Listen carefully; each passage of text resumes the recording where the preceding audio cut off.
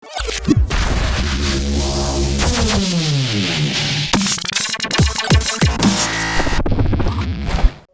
күн, қымбатты көрермендер, назарларыңызда сырдағы сұхбат бағдарламасы. Бүгінгі бағдарламамыздың кезекті қонағы Қызылорда облыстық Ақмешіт Сырдария мешітінің наиб имамы Мағжан Өмірбеков. Мәке, студиямызға қош келдіңіз. Өзіңізді көргенімізге қуаныштымыз. Жалпы мемлекеттің дамуы бұл жастардың қолында деген керемет сөз бар. Енді біз қазіргі таңда зайырлы мемлекетте өмір сүретін халықпыз. Жастарымыз осы екі бағытта білім алады. Бірінші арнаулы мамандықтар, ол жаңа кәсіби өзінің таңдаған мамандығы бойынша, екінші бағыт бұл діни бағыттағы. Енді екеуін бөліп жармай, жалпылама түрде жастар, білім алушы жастар ең алдымен бойында қандай қасиет болу керек? Ең әуелі әрине білімге деген құштарлық, одан кейін әрине тәрбие. Өйткені айтады ғой, білімнен алдын тәрбие алу керек дейді. Білімсіз, тәрбиесіз алынған білім ол қашанда елдің де, жердің де, ата-анасының да сор болады. Өйткені онымен пайда бермейді ешкімге. Ал егер де тәрбие алынған, үйден тәрбие алып шыққан, қоғамға қадам басқан бала, ол білімді болсын, болмасын, тәрбиесі оны қашанда алға сүйреп отырады. Өйткені қазақтың бір ойшылдары айтады ғой, елге, жерге қызмет ету, ол біліммен емес, мінезбен дейді. Әрине бірінші тәрбие, сосын білімге деген құштарлық, қасиеттері болған абзал болмақ. Мамандық таңдардың алдында осы түлектеріміз, жас түлектеріміз, жастарымыз ең алдымен нені ескерген дұрыс? Жалпы мамандық таңдағанда кез келген адам өзіне бұл нәрсені не үшін керек? Мен бұл мамандықты не үшін таңдап жатырмын? Ертең мен осыны бітіргеннен кейін осындай маман иесі боламын, онымен не жұмыс жасай аламын? Немесе бұның менің өмірімде қаншалықты маңыздылығы бар? Еш уақытта адам бір мамандық таңдағанда, бір білімге қадам басардан алдын біреудің айтуымен емес, өзінің ішкі жан дүниесі, ішкі түйсігі, өзі нені қалайды, ол бала нені қалап өсті, соған қарау керек. Үйдегі ата-ананың осы баланың өмірлік шешімді таңдауда араласқаны қаншалықты дұрыс? Негізінде ата-ана балаға араласпау керек мамандық таңдауда, тек кеңес беріп, ақылын айту керек. Өйткені олар тікелей араласатын болса, мысалға біреудің әкесі бір лауазымда, анасы басқа бір лауазымда, екеуі екі жаққа тартады. Өйткені олар өздігінен мен сияқты болса екен дейді. Ал ол бала оған мүлде икем келмейді. Тек қана ақылын айтқан дұрыс. Міне балам, мына салада мені көрген қиындықтарым мынау, жемісі мынау. Анасы да тура сол сияқты, айналайын балам, бұл саланың мынандай қилы-қилы жерлері бар, мынандай түзу жерлері бар, мынандай жемісін жеп жатырмыз. Бұл нәрсе осы. Өзіңе қайсысы дұрыс, соны таңдай қой деп, балаға бағдар қана көрсету керек. Ал егер баланың мамандық таңдауына тікелей араласқан, қазіргі қоғамда қанша, былайша айтқанда, құрбан студенттер жүр. Дұрыс айтасыз. Мысалы, күні кеше мен бір жерде отырмын, өзі бір мекемеде кітапханашы жұмыс жасап жүр. Оған дейін не жұмыс жасадым десем, көлік жүрдім дейді. Негізгі мамандығы не десем, теміржолшы дейді. Қарашы, бала темір жолшыдан бір кітапханашы айналып кеткен. Екеуі бір-бірімен мүлде түйіспейді, бір-бірімен мүлде сәйкес келмейді. Екеуі екі сала. Сонда түбіндегі баланың мақсаты не десем, құқық қорғау органында жұмыс жасау дейді. Сонда бір бала бірнеше мамандықты алып оқыған, бірнеше салада жүр. Қайсысын таңдарын білмейді. Өз бір мақсатын, өз бір айқын бір жолын таппаған әлі. Сондай қанша құрбан студенттер бар. Солардың сондай болуына себеп болған енді жанындағы қоғам әсер етті біріншіден, екіншіде ата-анасының тікелей араласуы әсер еткен болуы әбден мүмкін. Негізінде қандай да бір студент болмасын, өзінің ішіндегісін толықтай айта білу керек. Ол құрылысшы болса да өз ісінің маманы болу керек. Қарапайым ортада қоғамда фанатизм деген ұғым бар. Яғни ол бір нәрсеге еліктеу, сол дүниемен айналысу, тек қана басқа бағытқа мән бермеу деген сияқты. Енді осы жастарымыздың арасында діни фанатизмге бет бұрып кеткен жастарымыз бар. Ол қалай? Яғни осы тек дінді ғана таңдап, дін жолын ғана таңдап, басқа мамандықтарды игермей, болашақта жұмыссыз қалып жатады, өзінің отбасын асырауда қандай да бір қиыншылықтар туындап жатады. Осы тұрғыда оларға айтылатын кеңес қандай? Жалпы фанатизм деген нәрсе негізінде бір нәрсеге қатып қалу, бір нәрсемен ғана шұғылдану, яғни бір бағытта ғана өзін көрсету, бір бағытта ғана жүру деп есептелінеді. Жан-жақты болу керек. Ол діни сала болсын, ол діни емес сала болсын, кез келген салада ол деген өзін көрсете білу керек. Мысалға ол спорт жағынан да жақсы болу керек. Ол білім жағынан да, биология, химия мысалға жан-жақты болу керек. Адам өзі тек бір нәрсемен шектелетін болса, ол қоғамнан шеттетіліп қала береді. Сол үшін ол мәселеде кішкене ракурсты кеңейту керек, жан-жақты қарау керек. Біз арнаулы мамандықтар бойынша айттық қой. Ал діни бағытта, діни білім алғысы келетін жастардың алдағы өмірі, тұрмыстық тіршілігі қалай болады? Қалай жалғаспақ?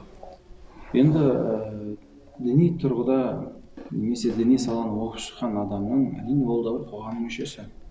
Ол қай салада, қай жерде болмасын, әрине ол қазақ.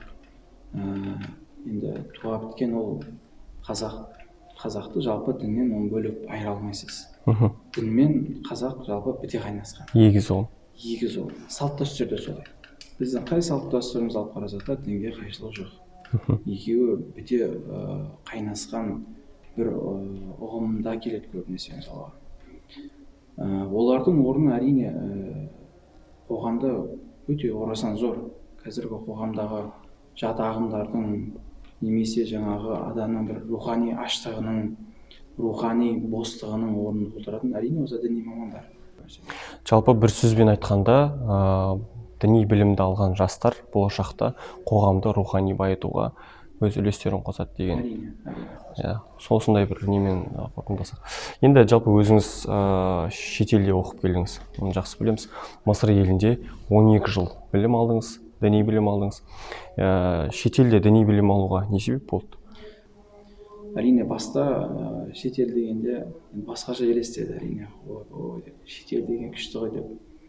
Анау бір ауылда, Қызылорданың бір ауылында жүріп, шетел дегенде мысалы екінің бірін оқу деген бұйыра бермейтін нәрсе деп, жүректер ойлар келіп, оқиық деп, сонымен бардық. Бірақ барған кезде әрине ешқандай өкініш болған жоқ. Бірақ кейбір әттеген-айлар болады. Сол әттеген-ай деген тұстарын айтып өтсең. Әттеген-ай деген тұстары әрине бұл алдымен мысалға кез келген адам шетелге оқуға баратын кезде бірінші сол білімді елде кішкене қалыптастыру керек. Білімнің іргетасын, білімнің іргетасын сырттан қалаған кезде, мысалға мен сізге айтайын, Гарвардты оқысын, Оксфорд оқысын мысалға, Кембридж оқысын, бірақ қанша оқығанмен ол біздің салт дәстүрге, біздің қоғамға ол санасып, сол қоғаммен бірге біте қайнасып жұмыс жасамаса, оны оқыған бекер болады. Өйткені бізде іргетасын сыртта қалап, сыртта өмір сүріп, сыртпен байланысып жүрген адамдардың көбісі елге келгенде әттеген-ай деп опық жеп жатыр. Неге? Өйткені оқығанын елге кіргізе алмай жатыр. Оқығанын елге сыйғыза алмай жатыр. Өйткені салт дәстүрге былай тартса былай емейді, былай тартса ата-анасына тағы емейді. Содан кейін кішкене қиындықта туып жатыр. Осы нәрсе туындатпас үшін кез келген ілім ол жаңағы қандай университет болсын, қандай мамандық болсын, сыртқа шығатын кезде адам бірінші іргетасын елде қалау керек. 11 сыныпты бітірер уақыт жақындағанда, ол міндетті түрде шетелден түрлі жарнамалар келеді. Осындай елге, осындай университетке, осындай оқуға түсуге осындай жеңілдіктер бар. Тегін гранттар бөлініп жатыр, тегін жатақхана, қомақты шәкіртақысы бар деген секілді. Сондай қызықтырулар арқылы шетелге осы студенттерімізді, жас түлектерімізді шақырып жатады. Енді осы тұрғыда қалай сақтану керек жастар? Не нәрсені ескеру керек? Қай тұрғыда дайын болу керек? Психологиялық тұрғысында, басқадай тұрғысында айтып өтсеңіз. Өте орынды сұрақ бұл деген. Қазіргі жастар көбінесе осымен алданып қала жатыр. Неге? Өйткені қазір әлеуметтік желінің толықтай ашылған уақытта. Әлеуметтік желіні кез келген бесіктегі баладан жаңағы қартайған, қарияға дейін, еңкейген қарияға дейін барлығы біледі. Кез келген Инстаграм шықпай алады, кез келген Фейсбукқа бір нәрсе жаза алады. Сондай уақытта, мысалы жарнама келіп қалса, ашып көреді мысалға. Бұл не нәрсе екен деп қызығады содан кейін. Мысалға ол деген үлкен бір шәкіртақысы, біздің елде мынау деген бір адамның жалақысы ғой, немесе мынау жатақхана, бізде бұндай үй жоқ мысалға, мынау жатақханада неге оқымасқа деген сияқты адамға түрлі ойлар салады. Оның астында барған кезде ол басқа нәрсе шығуы мүмкін, немесе жаңа жарнамада айтылған нәрсе шықпай қалуы мүмкін. Сондай опық жеп жатады. Олардың алдын алу үшін әрине діни мамандарға, жаңағы сол білім саласына жауапты мамандармен сөйлесіп, соны ақылдасу керек. Ол діни сала болсын, діни емес сала болсын. Мамандық таңдаған кезде сол мамандықты сіз қалайсыз ба, қаламайсыз ба, оны қаншалықты жақсы көресіз, соны нәрсемен беру керек біріншіден. Екіншіден, үлкендердің ақыл кеңесіне міндетті түрде сұрау керек. Үлкендердің ақыл кеңесін тыңдау керек. Сосын мамандық таңдаған кезде ол мамандықтың өзіңіздің өміріңізде қаншалықты маңызды екенін де білуіңіз керек. Біз тек біреудің айтуымен, біреудің болдыуымен, біреудің істеуімен ғана болмай, кейін өз мамандығын таңдап соны оқысы келіп жүретіндей болмау қажет. Түсінікті. Осы білімді жоғарғы оқу орнын таңдарда осы ойланып жүрген жастарға сіздерде қандай да бір кеңес айтылады ма? Жалпы осыдан бірнеше ай бұрын осы мешітте кішкене жазда сауат ашу курсына қатысып, кішкене келіп сұрақтарын сұрап білім алған жігіт болатын. Кейіннен бір үлкен жоғары оқу орнына түсті Қазақстандағы. Сөйтіп бір күн хабарласады, ұстаз осындай сабақтар болып жатыр, мешітте сабақтарға бара алмай жүрмін дейді. Сонда айтып жатырмын ол жігітке, сен бірінші өзіңнің мамандығын таңдау керексің. Өз мамандығыңды бірінші оқуың керексің. Ертең сен содан сұра аласың. Ертең сен сонымен жұмыс жасайсың. Мешіттегі жаңа сабақ болсын, діни сауат ашу болсын, қандай да бір оның сыртында басқа да сабақтар болсын, басқа да жұмыстар болсын, сен оны екінші орынға қою керексің. Бүгінгі сұхбатымыз осымен тәмам. Келесі кездескенше аман сау болыңыздар.